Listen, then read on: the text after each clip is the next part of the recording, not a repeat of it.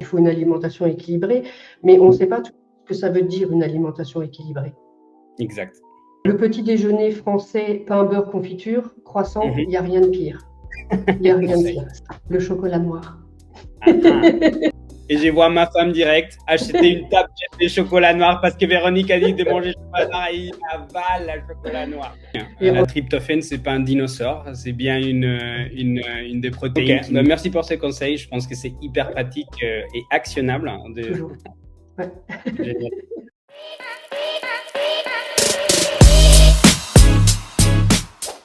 Bienvenue dans Podcast Nutrition et Performance, le podcast qui vous aide à mieux manger, récupérer et performer au travail, dans le sport ou dans la vie quotidienne. Moi, c'est Pablo, fondateur de Soy Rêve. Et aujourd'hui, on parle d'un sujet qui nous touche à tous, le stress. Et comment l'alimentation peut ou pas devenir un allié. Pour ça, on est avec Véronique Nozal aujourd'hui, hypnothérapeute, expert nutrition, future autrice d'un best-seller et coach chez WellPro Attitude. Bonjour Véronique, comment ça se passe? Bonjour Pablo, merci pour cette super invitation. Je suis très très heureuse de participer à ce podcast parce que voilà, la nutrition est un sujet qui me touche beaucoup personnellement et aussi vis-à-vis des personnes que j'accompagne à mon cabinet. Carrément. Donc quand on parle, moi j'ai nommé très vite WellPro Attitude. Mais est-ce que tu peux nous dire un tout petit peu plus sur qu'est-ce que c'est WellPro Attitude alors? WellPro Attitude, c'est un organisme de formation qui est situé à Lyon, qui a recruté des experts dans certains domaines. Ils vont pouvoir ensuite déléguer dans des entreprises pour donner soit des formations, soit faire des ateliers. Donc, il y a plusieurs thématiques. Il y a des thématiques sur la santé physique, le sport, par exemple, en entreprise, où on va pouvoir faire des cours de pilates, par exemple, ou des cours de yoga. Il va y avoir aussi de l'aspect gestion du stress, l'aspect nutrition, l'aspect plus performance au travail. Et donc, voilà, ils ont tout un panel d'experts qui vont pouvoir placer comme ça dans les entreprises en fonction des demandes des entreprises. Mais il était temps, j'ai envie de dire, d'avoir un organisme comme ça qui veille aussi pour le bien-être des travailleurs, des personnes qui, finalement, nous tous, on doit travailler, on doit gagner l'argent pour y vivre. Et donc, évidemment que ça apporte de la valeur. On va commencer, si tu veux, avec la première question. Pourquoi, en ce moment, parle-t-on autant de protéines, il faut manger des protéines? Qu'est-ce qui se passe avec ça? Peut-être qu'on peut commencer avec une petite définition de protéines pour les personnes qui ne savent pas ce que c'est. Qu'est-ce que c'est une protéine? La protéine, c'est une molécule, c'est comme un brique qui est construit par des différentes mini-briques, on appelle ça des acides aminés. Et les acides aminés, on a une vingtaine qui c'est pour construire ce brique, qui construit beaucoup de choses. Ça nous aide dans la construction de la sérotonine, de différentes hormones, de neurotransmetteurs. Mais pour construire ces briques, comme on a dit, on a 20 acides aminés. Le corps, il peut produire à peu près une dizaine, mais il manque le 9, c'est la nutrition qui va nous donner les différentes briques. Moi, l'expression ou l'explication que j'ai trouvée fabuleux pour comprendre ce que c'est comme un alphabet ou comme essayer d'écrire une phrase sans les voyelles. Il te manque les voyelles. Donc, très vite, tu vas tomber en panne si tu n'as pas des voyelles. Et effectivement, les protéines sont très, très importantes, notamment pour fabriquer la sérotonine qui, elle, est précurseur de la mélatonine. Les protéines vont également permettre de construire du muscle. Voilà, notre corps va aussi construire. Alors, pas évidemment qu'avec l'alimentation, il y a besoin de sport aussi. Et ça va permettre de construire le muscle et d'être en meilleure santé surtout. Deuxième question, c'est quoi le lien entre protéines et là, le sujet dont on parle aujourd'hui, c'est on est tous concernés, on a tous senti des stress à un moment ou à un autre dans notre vie et comment ça peut nous aider, une alimentation protéique avec ça. On l'a un petit peu évoqué tout à l'heure.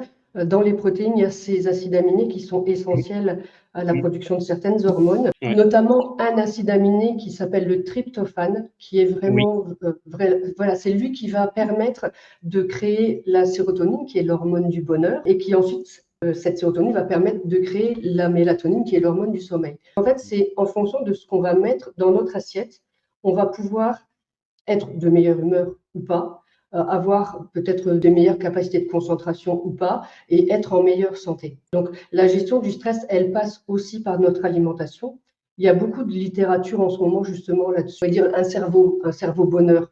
Quand notre cerveau est en bonne santé, quand notre alimentation apporte à notre cerveau tout ce dont il a besoin pour bien fonctionner, ouais, on va pouvoir calmer en tout cas son stress ou être dans un meilleur état d'esprit. C'est des choses qu'on sait depuis longtemps. On a tous ces informations voilà, qu'il faut une alimentation équilibrée, mais on ne sait pas tout ce que ça veut dire une alimentation équilibrée. Exact. Maintenant, je vais jouer au avocat de diable un peu pour te titiller. Et donc, la question, c'est des gens qui se disent, d'accord, une alimentation saine, mais oh là là, il faut que maintenant je prépare mon repas, etc. Ouais, Tu veux ouais. pas mieux, par exemple, un petit verre de vin avec une pizza avec des amis, petite soirée, est-ce que ça vaut mieux pour la santé que, par exemple, un bol de quinoa solo à la maison?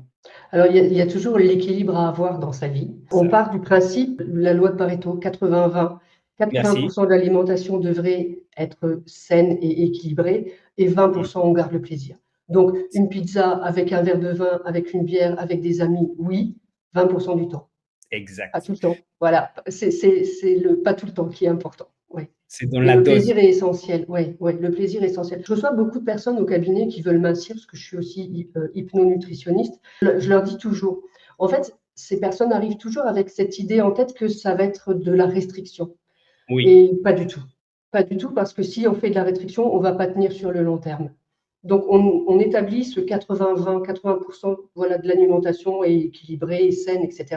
Et les 20%, c'est plaisir. Et merci pour dire ça, Véronique, parce que je pense que aussi une des maladies de notre société, c'est la culpabilité. On Ouais, culpabilise qu'on ne mange pas bien, on culpabilise ouais. des culpabilisés, du coup on est stress et là on rentre dans les cercles. C'est Et le donc, cercle vicieux. Ouais. ces lois de Pareto des 80-20, c'est très important. Si on traduit ça dans l'année, une année à 365 jours, Ouais. 20% de ça, c'est presque 2 mois et demi. C'est Ouais. 75 Ouais. jours. Donc ça veut dire que 75 jours, c'est pas que tu peux faire On se fait n'importe quoi. plaisir. Tu t'es fait Ouais. plaisir. Les vacances, on ne va pas se restreindre pendant les vacances, on va s'autoriser à manger des glaces, à manger des pizzas, comme tu disais, à manger un hamburger, un kebab. Voilà, de temps en temps, oui, ça fait du bien au moral aussi. Merci pour ça. On rentre dans la section mythe ou réalité. OK? Ouais. La question qui se pose tout le monde, oh là là, en train de parler de protéines, mais la protéine, c'est pour les sportifs. Est-ce que c'est un mythe ou c'est réalité, ça? C'est la réalité et en même temps un mythe. C'est les deux, en fait. C'est les deux, OK. parce que oui, les protéines, c'est pour les sportifs. On sait bien que les sportifs, quand ils veulent faire une sèche, par exemple, ils vont Mhm. augmenter leurs protéines, ils vont manger du poulet, ils vont manger des œufs pour construire justement cette masse musculaire. Ouais. Par contre, c'est évidemment fait pour tout le monde. Par exemple, les femmes qui sont en ménopause. On sait que les Mhm. femmes ménopausées vont perdre de la masse musculaire. En plus, ce sont des femmes, donc moins attirées par les protéines. Mais c'est essentiel pour ne pas perdre cette masse musculaire, de continuer à manger des protéines. Après, les protéines, on peut en trouver partout, c'est pas que la viande. Merci de dire ça aussi. Souvent, on se dit, oh non, moi, j'ai pas envie de manger un steak, mais personne n'oblige à manger un steak. Il y a des protéines ailleurs que dans la viande. Et c'est là où il faut jongler avec tout ça. Voilà, on va jongler avec, oui, les protéines animales, mais aussi les protéines végétales, qui va permettre d'avoir son quota de protéines par jour pour ne pas perdre sa masse musculaire, pour la construire pour les Mhm. sportifs, par exemple. Mais c'est pour tout le monde, en fait, les protéines. Et Mhm. c'est essentiel. Mais comme tu as dit, la quota. Et là, c'est important de dire Oui, ça, parce qu'évidemment, ce n'est pas pareil. Si tu fais un exercice, normalement, tu vas consommer un peu plus d'eau, un peu plus oui, d'énergie, un peu plus de sucre, un peu plus de protéines. Par contre, si tu es un peu plus sédentaire, ou tu as un travail devant l'ordinateur, ou tu prends quelques jours, oui, mais aussi, la dose doit être adaptée. Donc, je ne sais c'est pas ça. si tu as un ratio où tu pourrais nous donner à peu près la quota des protéines. L'information que je peux diffuser aujourd'hui, c'est par exemple, c'est de prendre son poids qu'on va multiplier par 4. Donc ça va D'accord. donner en grammes la quantité de protéines. Alors ce n'est pas des protéines pures, c'est la quantité d'aliments protéinés qu'on va Mhm. devoir consommer dans la journée. Et ça, on va OK, répartir sur 4 repas.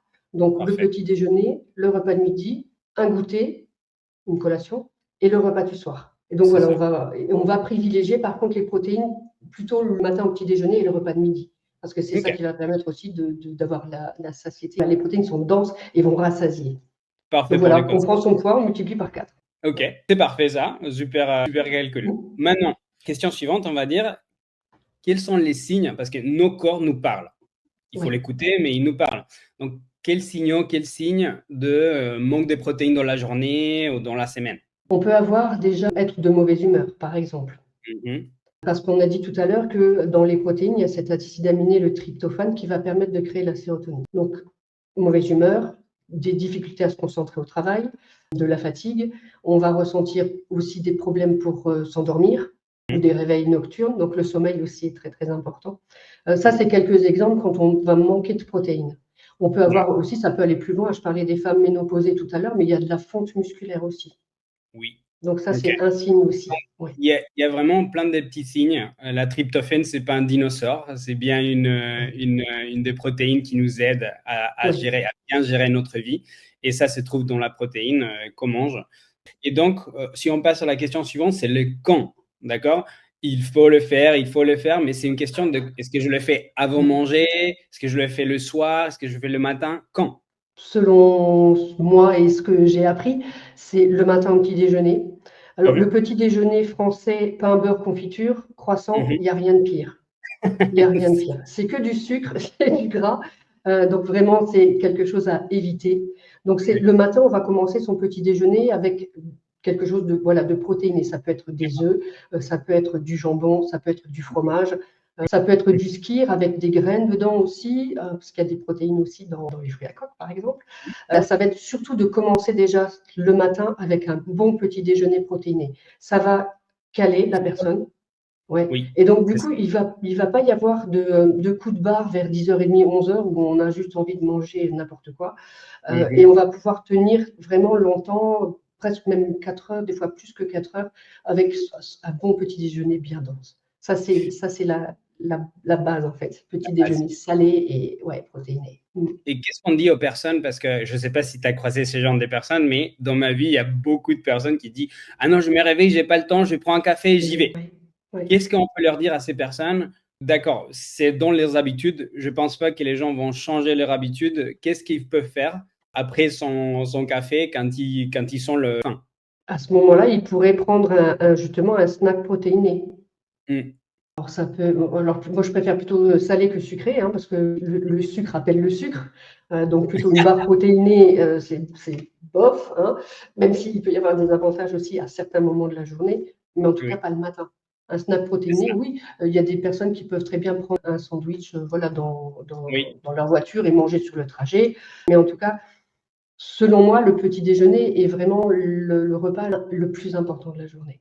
Et les personnes qui vont ne pas manger le matin, alors ça peut être aussi parce qu'elles ont trop mangé la veille au soir. C'est ça. Parce qu'en fait, notre corps arrête de produire des hormones digestives vers 20 heures à peu près. Donc ça veut dire que tout ce qu'on va manger après, ça va rester dans l'estomac et ça va être digéré le lendemain matin. Alors déjà, on va passer une mauvaise nuit, hein, parce que l'estomac plein. Et puis évidemment, on n'a pas faim le lendemain parce qu'il y a le repas de la veille qui est encore là. Ouais. C'est génial qu'on entend parce que des fois, on ne voit pas que c'est que si tu n'as pas faim le matin, ça, c'est les symptômes. Mais ce n'est pas le problème. Le problème, comme on vient de découvrir avec Véronique aujourd'hui, ça peut venir du soir. Donc, si tu manges après 20 heures, ça veut dire que ton estomac, il va être plein le matin. Et donc, évidemment, tu ne vas pas vouloir prendre un café. Donc, ça joue aussi. Donc, aujourd'hui, on n'est pas juste dans on va dire dans les blablas, on donne des super conseils. Merci Véronique. Et donc ça, c'est une des conseils. Essayez par exemple de manger juste à 20 heures, on va dire, tu coupes. En même temps, on passera une meilleure nuit avec l'estomac presque vide. En plus, voilà. Ok. Donc, est-ce que je ne sais pas si dans cette section, on a une petite recommandation des aliments anti-stress que tu utilises des fois quand des fois on a des jours assez chargés ou des semaines un peu stress, on a changé de boulot, on a un entretien, et là on est stress. Qu'est-ce que tu nous conseilles? Le chocolat noir. Mais pas que. Ça peut être par exemple des fruits à coque, des noix, des amandes, des noisettes, des noix de cajou, oui, accompagnées de chocolat, oui. Et là, j'entends ça. Et je vois ma femme direct acheter une tablette de chocolat noir parce que Véronique a dit de manger chocolat noir et il avale le chocolat noir. Et en même temps, dans le chocolat noir, il y a aussi du magnésium qui va permettre de calmer le système nerveux aussi. Donc, c'est vraiment, oui, on s'autorise le chocolat. plutôt noir que chocolat au lait et pas non plus une plaque entière tous les jours, c'est clair. C'est ça. Après, ça peut être par exemple la banane. Il y a aussi du tryptophane dans la banane, ouais, qui n'est pas du coup une protéine ou un aliment animal. Les œufs, ouais, c'est la meilleure des protéines et le meilleur aliment anti-stress. Toujours, je pense aussi, il faut le dire, il n'y a pas qu'une façon, il n'y a pas qu'un Oui, aliment anti-stress. oui, Ça dépend aussi de ton organisme. oui, Donc, ouais, maintenant, on a donné quelques exemples.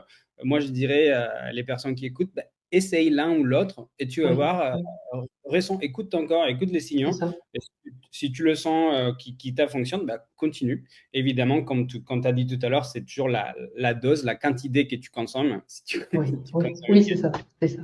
Après, évidemment, l'alimentation va jouer, évidemment, bien sûr. Mhm. Par contre, il existe des tas de techniques de gestion du stress. Aujourd'hui, voilà, on trouve ça un petit peu partout. Il est important aussi de mettre en place. Faire des Mhm. vraies pauses, par exemple, manger des vrais repas, prendre son temps, savourer, mâcher longtemps. Ça, c'est vraiment Mhm. essentiel. Et ne rien faire en même temps qu'on mange.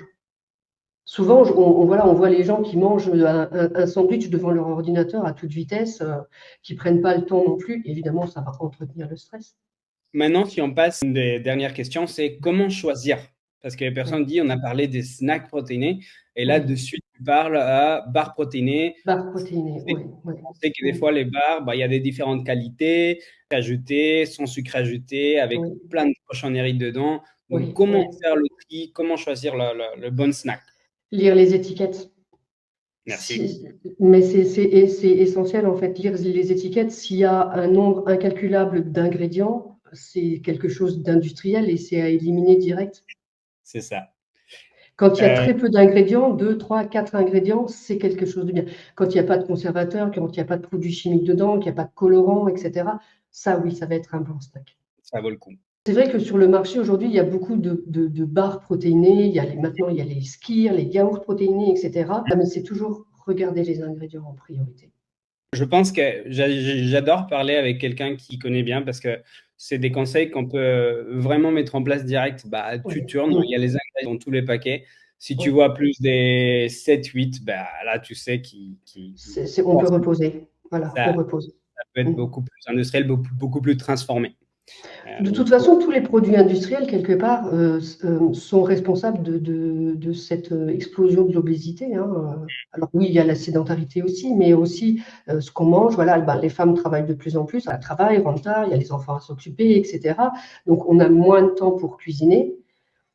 Mais selon moi, c'est qu'une question d'organisation. oui. On peut très bien faire du batch cooking, prévoir le samedi, le dimanche, on fait ses cours, on prépare ses courses, voilà, on va déjà préparer ces produits. Je ne sais pas si tout le monde a Ouais. compris le terme batch cooking. Est-ce que tu Ah peux nous oui, expliquer déjà, c'est de prévoir son menu pour la semaine à l'avance. Et donc, on va déjà programmer et conditionner tout ce qu'on va manger dans la semaine. On peut même déjà le cuisiner, hein. Bon, après, on peut le faire sur 2, 3 jours, ça ne va pas se garder non plus une Mhm. semaine entière. Et ça permet déjà d'enlever de la charge mentale.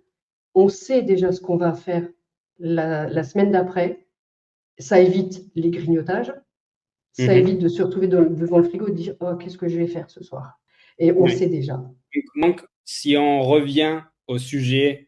stress, là, tu viens de dire un mot hyper important pour l'alimentation aussi, mais c'est l'organisation. Oui, Être, l'organisation. Oui, être organisé dans la vie, alimentation ou pas, oui. sommeil, différents aspects de la vie, ça aide évidemment au stress, on est d'accord. Tout à fait, tout à fait. Ça enlève justement cette charge mentale parce qu'on est organisé, on sait où on va. Ça enlève un gros, gros stress, oui. Ok, ben merci pour ces conseils. Je pense que c'est hyper pratique et actionnable hein, Oui, dès aujourd'hui. oui. On va finir avec les deux dernières questions de podcast. Une question que beaucoup de gens se posent. Est-ce que c'est la même chose de manger de la protéine végétale ou alors il Mm. faut manger de l'animal parce que sinon tu vas avoir des carences? Ouais. Explique-nous. Les deux sont importantes en fait. Les protéines animales vont avoir plus de protéines dedans. Par exemple, je donne un exemple. Pour un blanc de poulet qui va faire à peu près 120 grammes, on va Mhm. devoir manger l'équivalent de pois chiches, ça va représenter presque 400-500 grammes. Mhm. Donc, on voit vite que ben oui, le poulet va nous apporter plus de protéines par rapport aux pois chiches, par exemple. Manger Mhm. 400 grammes de pois chiches, moi, j'y arrive pas. Ouais.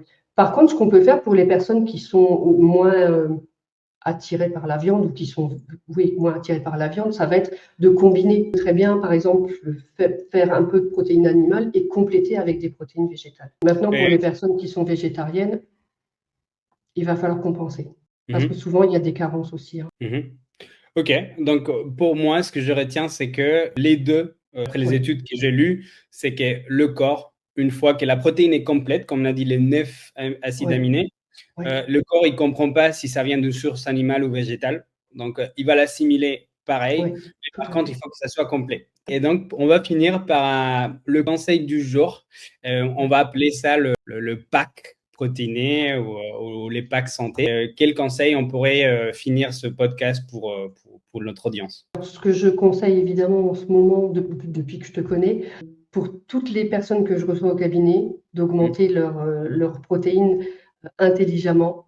Des snacks, c'est des snacks salés, ils sont extraordinaires en fait. En gros, moi je suis le fondateur d'une petite révolution qui arrive dans le monde de snacks protéinés. C'est une alternative salée aux barres protéinées. Ça Soy Rêve. Et Soy Rêve, c'est aussi, j'aimerais juste dire, soy, on est espagnol, on va dire la marque. Soy, ça veut dire je suis. Et Rêve, c'est la révolution. Donc c'est complètement en raccord avec le podcast parce que finalement, tu es ce que tu manges. Tu manges bien, pour te sentir bien. Donc, c'est la révolution de toi-même à partir de ce que tu manges. Donc, ce snack, ce qui est un peu rare, on a parlé justement de protéines végétales et animales, comme la protéine végétale, dans la plupart des plantes, elle n'est pas complète. Il manque des acides aminés, sauf une rareté. Il y a une rareté dans le renne végétal, c'est la soja. Et notre snack, c'est fait à partir de soja non transformé, qui vient aussi de l'Europe, et il a 42 grammes de protéines, ce qui est un apport optimal dans ta journée. On te prend la tête, comme on a dit tout à l'heure, ça peut être bien le matin que bien le soir, très facile à manger, hop. Et donc, merci pour… Surtout très bon. Et surtout hyper bon. Mes préférés, c'est le paquet noir piment. Ah oui. Le pimenté. J'adore. Moi, je le mange avec une petite kombucha ou kéfir, quelque chose de pétillant, parce que comme ça picote un peu, là tu vois, et c'est plaisir sur terre, je suis d'accord. Alors, juste pour rajouter un aparté comme ça, je fais du trekking en montagne et avec mon mari, on marche tous les week-ends, on fait beaucoup de kilomètres. J'ai toujours un paquet avec, toujours. Génial. C'est génial. Bon, merci beaucoup Véronique pour ces conseils pratiques et très faciles de mettre en place dans notre vie. Aujourd'hui, le podcast c'est co-créé avec Soy Rêve, l'alternative salée aux barres protéinées, et WellPro Attitude, c'est des experts santé et performance durable au travail. Et on vous espère très vite dans un prochain épisode. Et en attendant, soyez bons avec vous-même et mettez de bon dans votre assiette. À bientôt.